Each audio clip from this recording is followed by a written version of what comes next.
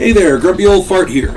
Due to YouTube's changing quote-unquote community standards, I created a channel called Grumpy Old Fart over on Rumble, a free speech alternative to YouTube. You can see all of my stuff over there, including my political and social commentary, as well as my current events videos. The links to my YouTube and Rumble channels, as well as links to let you order my books, are in the description of this video. If you enjoy my content, please like, share, subscribe, and comment. I welcome your comments, even if you disagree with me. Now, on with the video. Hey there, Grumpy Old Fart here. Grab a drink of coffee right quick. Gotta have good coffee in your life. Alright, I'm doing an advanced Dungeons & Dragons advice video on teamwork and planning. And this is more for the players than it is for the Dungeon Master. Although, you know, I guess the Dungeon Master could gain something from this as well. Okay, I started playing D&D back in the 70s. I started running advanced Dungeons & Dragons back in 1979. I've been playing role-playing games for 47 years. I've seen lots of gaming groups over the years, and it still to this day baffles me that so many players don't understand that these games are based on the concept of teamwork. As a dungeon master or game master, I create adventures and challenges that the group must overcome. They are geared for the group. If I tailored the bad guys so one PC could defeat them, the game would be boring because the group would pounce on them and kill them. As a dungeon master, you have to gear the bad guys for the group.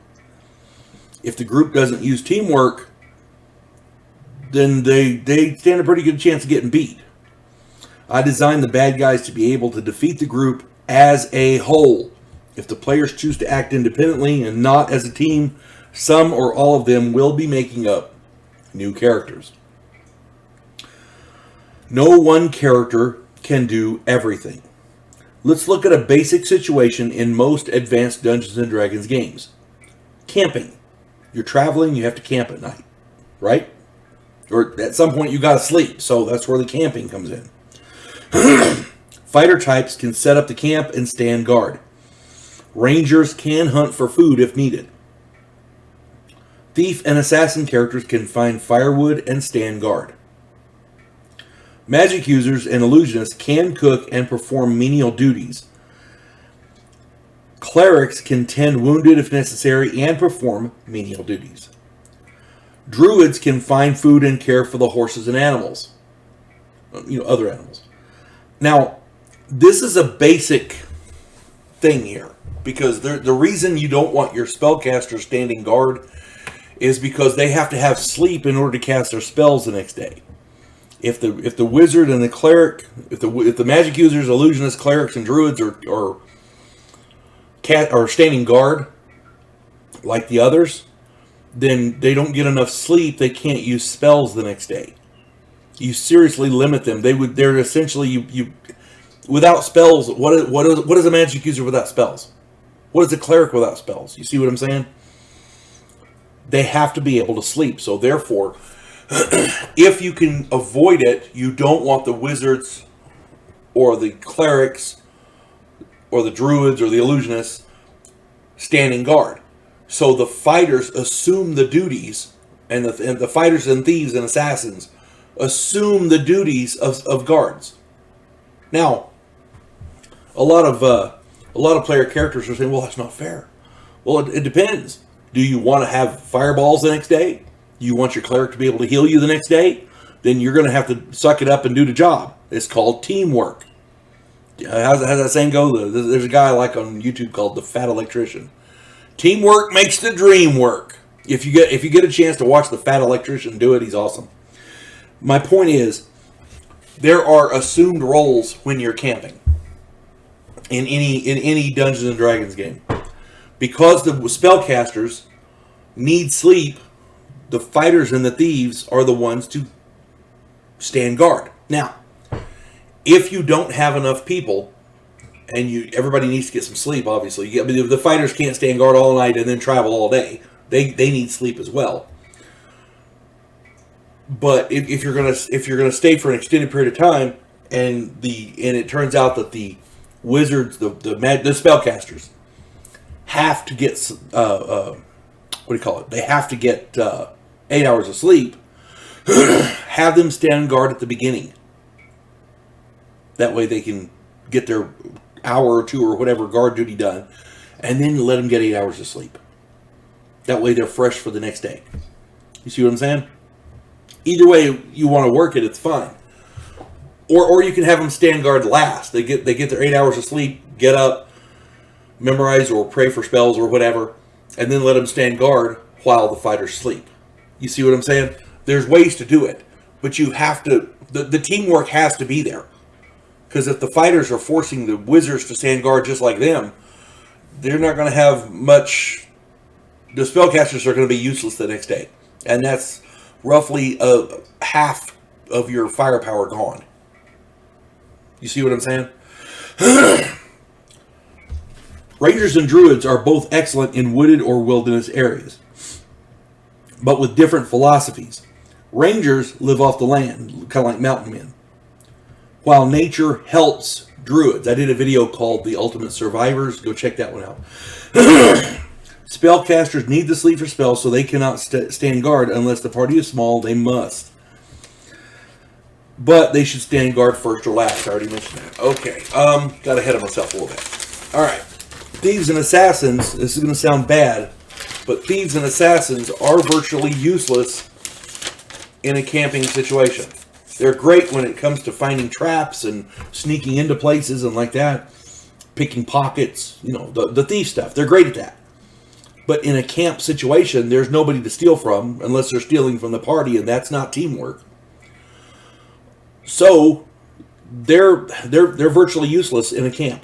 So they can stand guard and do menial tasks like collect firewood and maybe do a little scouting around and make sure the place is safe, that kind of thing. Now keep in mind, this example is not intended to demean or belittle certain character classes, but rather it is intended to illustrate that each situation is different and the various classes have limited functions as individuals. Let's look at a different situation. Defending a bridge against a horde of orcs. Fighter types would hold the front ranks with their heavy melee weapons. Rangers would be behind the fighters, maybe in an elevated position with a bow. Rangers can certainly fight up front, but they're better with the bow. So, thieves and assassins would disappear, trying to find opportunities to sneak attack key enemy targets. Maybe climb under the bridge and get behind the enemy to come and attack their commander, something like that. That's where thieves and assassins excel. Magic users and illusionists would be in the rear casting area effect spells, like fireballs, for example. A horde of orcs charging a bridge, a fireball erupts in their midst, that's a bunch of them down. I'm just saying. Most orcs have, I want to say they're 2 hit die critters, 1 or 2 hit die critters, as I recall.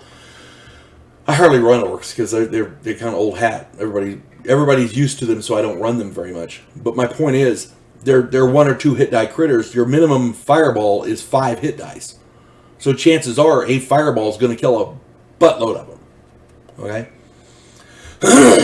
Clerics would be behind the fighters to keep them healthy using healing spells, while casting spells into the horde like blade barriers and flame strikes. Blade barriers are awesome. If the horde is charging and a blade barrier appears across the front of the bridge, they have to go through the blade barrier to get to the group. That's an excellent way to defend the bridge. You see what I'm saying? And flame strikes are nothing to laugh at either. A big roaring column of flame shoots down out of the sky and smacks them.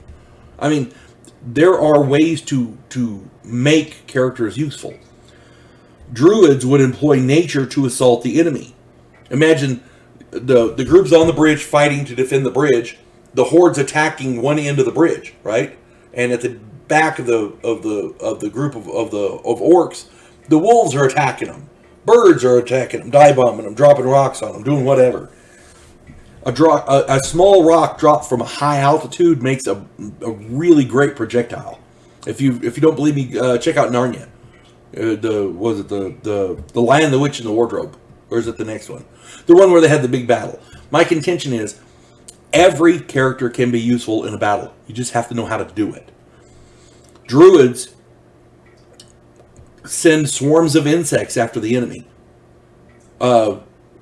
Nature rises up against them. I don't care who you are, that's impressive. But do you understand what I'm talking about? Every class has its uses, and they are all different. In a tunnel or passage, dwarven fighters would be in the front, while human fighters would be directly behind them. This allows the humans to attack the enemy over the heads of their dwarven friends, maybe with pole arms. You know, the dwarves are down there with their axes and short swords and hammers and whatever, attacking the lower portion of the front ranks of the enemy, while directly behind them, the taller party members have weapons they're attacking above the heads of the dwarves. It's common sense. These are only examples. Each player group is different, and the players must find the best way for their individual characters to be useful and effective. Furthermore, if several players find ways for their characters to act in concert for specific effects, their battles will go much more smoothly. For example, thieves throwing flasks of oil and rangers or other archers employing flaming arrows.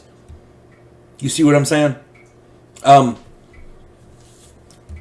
If a thief throws a flask of oil or even a Molotov cocktail, can be useful. But my contention is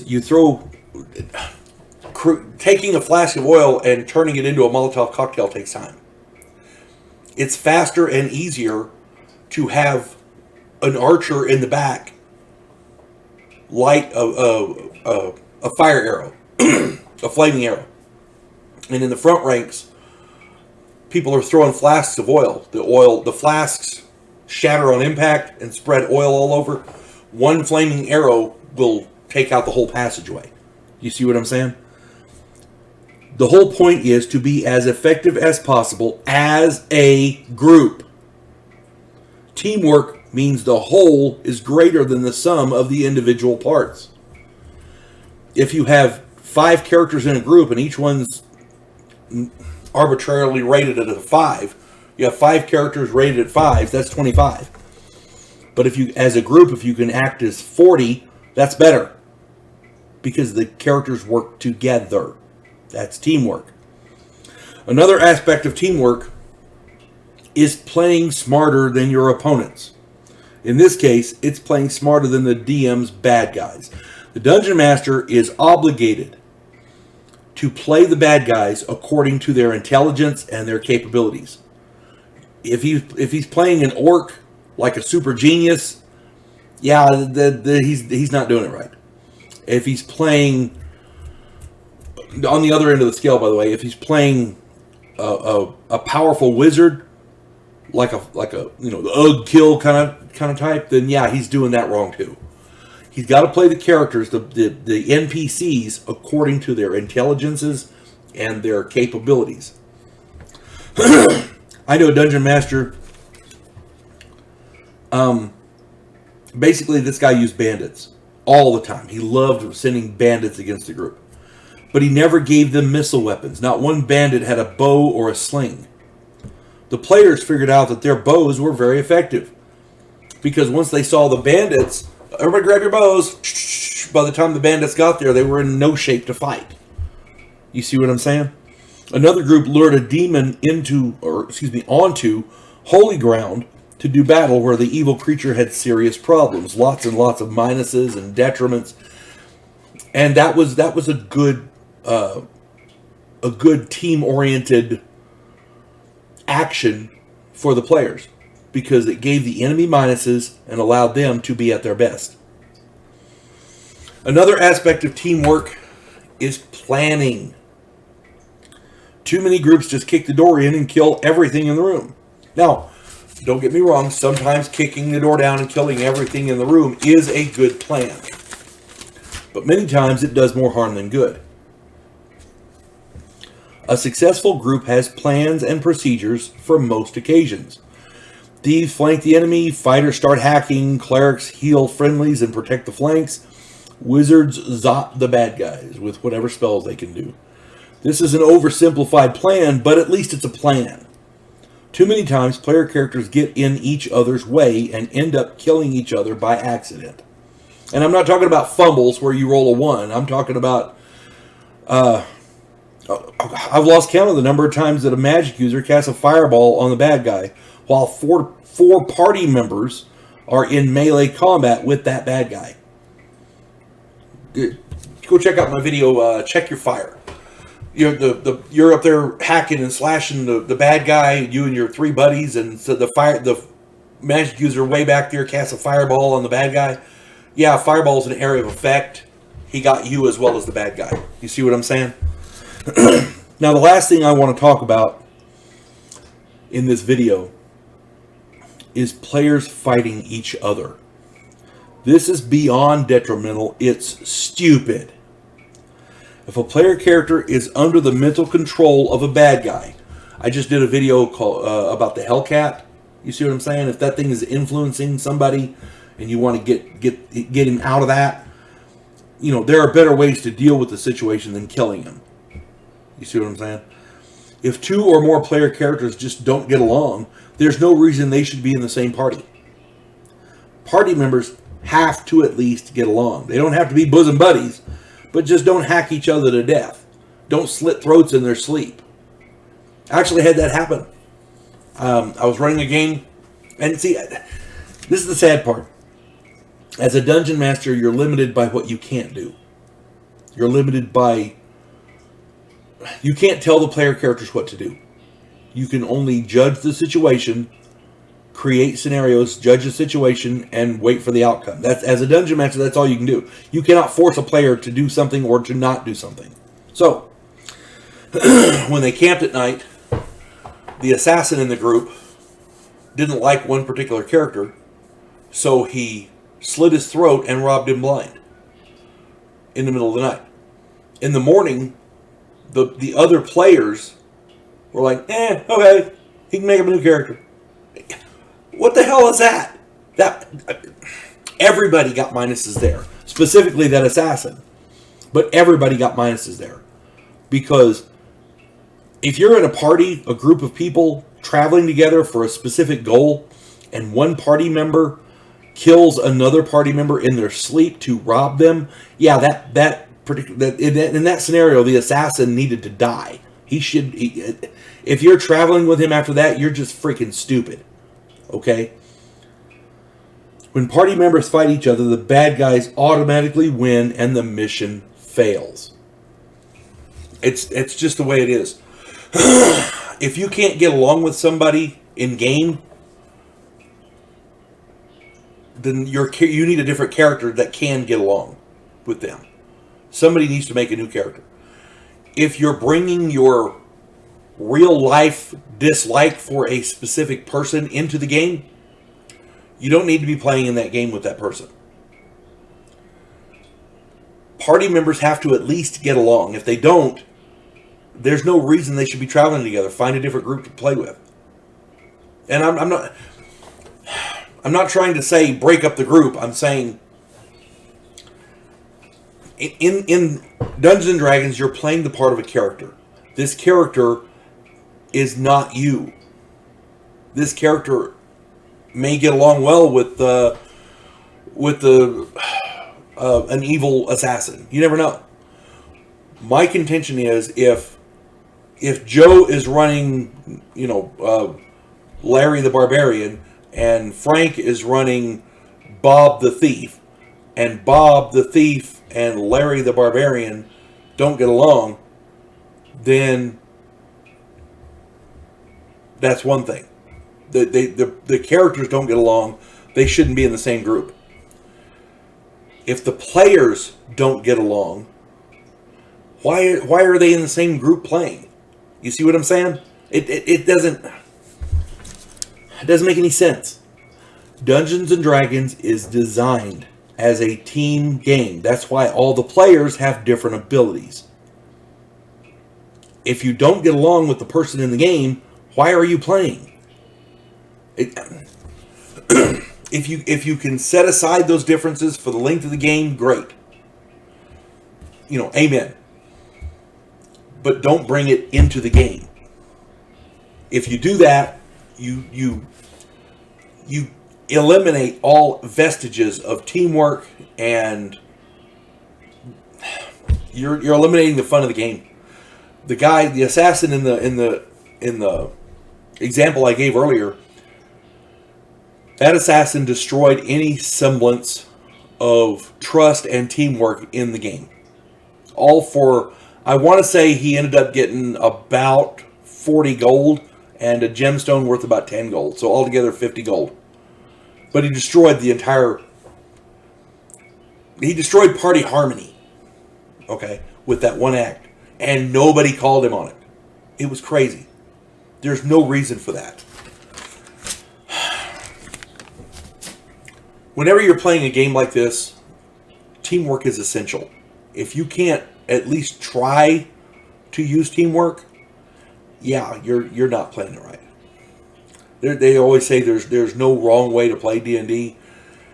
This is the one way that is wrong. If you're bringing outside beefs into the game, yeah, that'll destroy the game. That's wrong. Look, I know this video was kind of all over the place. I intended it to be a more instructional video, so I hope somebody got something out of this. But when you have players who don't get along, constantly fight each other in game, constantly arguing with each other, it destroys the fun of the game. On top of that, this happened to me a lot. I had a player who had a beef with another player with another player outside of the game, and this one player was constantly coming to me with, "Oh, you should kick him out of the game. You should do this. You should do that. You should kick him." And I'm like, dude, he hasn't done anything. I can't punish somebody for something you think that they did 5 years ago outside of the game. And this dude got mad and quit, which was okay because then we continued playing. At any rate, I hope this finds everybody well. You folks have a good day. God bless one and all. Devo Poland, a scientific representative of a pacifist race called the Gandhiri, is sent away as an exchange officer. His objective, to learn the one skill his species never developed, to fight. And he's sent to learn that skill from the one species who does it better than any other in the galaxy, humans. If you like science fiction with an upbeat military tone, check out my novel, Vanguard 1.